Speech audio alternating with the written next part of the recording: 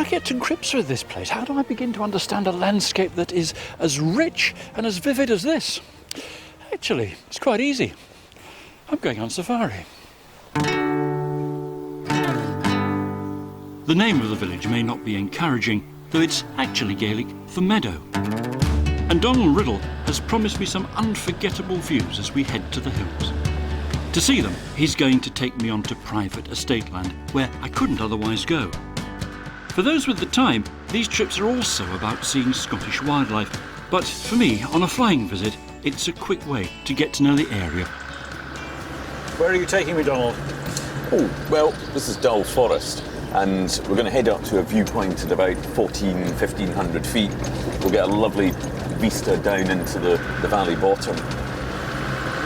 Now, you're in the safari business. Yes, it sounds a bit strange. It does sound a bit strange. Can you have a real safari here? Yes, I mean, this all came from being on safari in Africa. We thought, why can't we do this in Scotland? We've got just as good a variety of animals and birds and landscapes as they have there. This part of Scotland, it really is unique. We've got fantastic varied mountains, we've got wonderful forests, from new plantings to the ancient Caledonian pine forests. We're only just in the Highlands. The fault line is about 15 miles south of here, but it's got that wonderful variety. I'm just looking at this view here. Shall we just stop here? Yeah. And just get out and just have a look at this? Perfect place to stop. This is fantastic.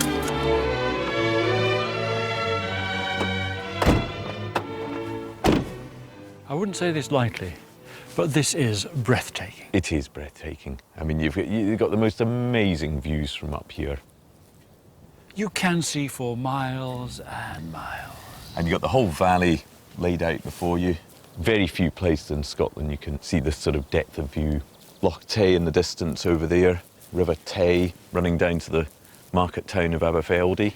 And the contrast between the rich farmland, good grazing, crops going, livestock flourishing, and then up here, it's 5 degrees colder and you're in the wilds. Yes, that's right. And, you know, you can hardly hear the noise of a car up here, and you'll probably certainly not see anyone else either. So it's a great place to get away. And what have we driven for? 20 minutes and we're up away from civilization.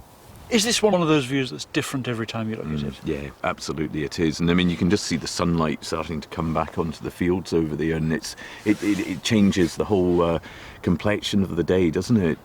And the contrast is just so amazing between the land type, but also the weather as well. And that's what makes this part of Scotland special, isn't it? It is this contrast, this bit of lowland right next to this little bit of highland. That's right. And there's further to go? Yes, we're going to climb up about another 1,000 feet. Yeah.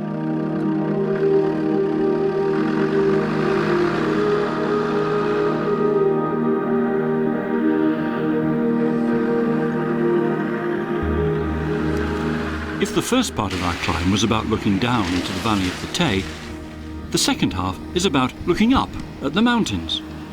Here you have a real sense of being in the wilderness and part of a landscape which hasn't changed in hundreds of thousands of years.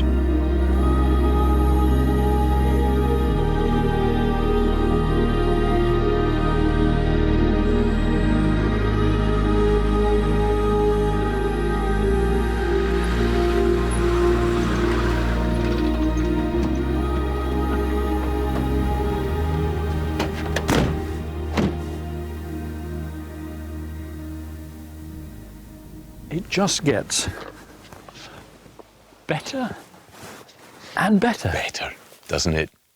I mean, just listen to the silence. It's amazing. It is complete silence. Total. It's almost deafening, isn't it? Fantastic. And this is where you come to work. This is where we come to work every day. I mean, how lucky are we? What's it mean to you, this landscape? I can't imagine living anywhere else. You know, great place to work, great place to bring your family up. I mean, it's utopia, really, for us. We're seeing it probably at its very best today, aren't we? Yeah, Yeah. But even in all its moods, it must inspire you. It does. And I think if, the people we're taking out, just take a wee bit of that away with them, we've done our job then very well.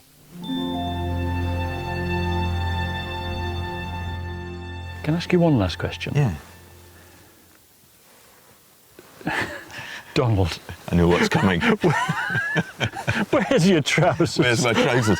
Do you know, somebody said the other day that I see you in 5 different kilts, and that's right, I've probably got more kilts than my wife's got dresses. And no trousers. No trousers.